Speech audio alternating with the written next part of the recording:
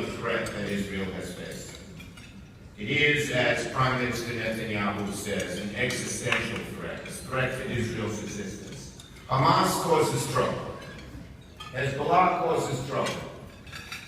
But they cannot, the Palestinian Authority, they cause trouble. But they cannot wipe out Israel. But the horror of a nuclear weapon exploding over Israel could wipe out that very little state, densely populated, millions would die, many others would leave.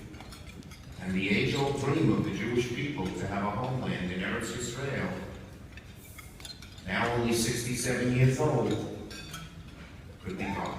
So it truly is an existential threat to Israel, and that is why I have tried to be so vigilant. And people ask, well, what is this agreement going to be? And the answer is no one knows, because we don't have it yet. And you hear contradictory things, but I want to tell you 5 things we have to be very, very careful about. First is inspections. Unless the United States and the Western powers can inspect anywhere at any time, Iran, who we don't trust, how can you? By the way, here's a statistic. The Iranian leadership has executed 120,000 people. Not just people rebelling against them, but people that were worried about. You cannot trust the Iranian leadership, we know that. So you must have inspections, unannounced, anywhere. Not just on the 5 sites where Iran is trying to develop nuclear weapons, but let's say they open up a new place in Shiraz, and we suspect that there's going to be, Israel suspects, something done there. We have to be able to go there, no questions asked. Second, sanctions. Sanctions have done a very good job. They have made Iran come to the table against its will. Iran is a secular nation, basically. It doesn't like the mullahs there. The people are middle class. Average income in Iran is $15,000 a year. In Iraq, to give you a contrast, it's $2,500. And they're basically pro-Western. The Iranian people are pro-Western and have always been a mild culture. That's why religions that were persecuted in the Middle East ended up in Iran, like the Zoroastrians and the Baha'i. Our own history shows it. When the temple was destroyed, who was it who took the Jews in? King Cyrus of Persia. And so, the bottom line is that sanctions have forced, there's always been a deal between these mullahs, Khamenei, Khomeini before him, the Iranian people.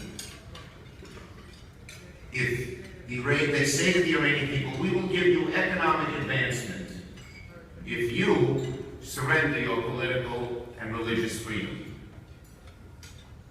And as long as there's economic advancement, that tacit deal has proceeded. The sanctions in their first year reduced Iranian GDP by 6%. And Iran came to the table. I opposed the president's interim agreement because they loosened sanctions. And if sanctions that work to bring them to the table, you don't loosen them before they do anything. But the sanctions are very, very important still. And so, when do sanctions end? Iran says on the first day. The United States negotiators say, no, later. They have to meet a checklist of many different things. We have to see. We don't have the agreement yet. Third, what is the snapback of sanctions in whatever agreement occurs? Let's say Iran violates one of the things that's agreed to. How do sanctions snap back? How automatic is it? And what are the other P5+1 powers other than the United States prevent a snapback? Because I, for one, not only do I not trust the Russian and Chinese, but I don't have much faith putting the future of the Jewish people in the hands of the Europeans. And so, we have to see what that is. Okay?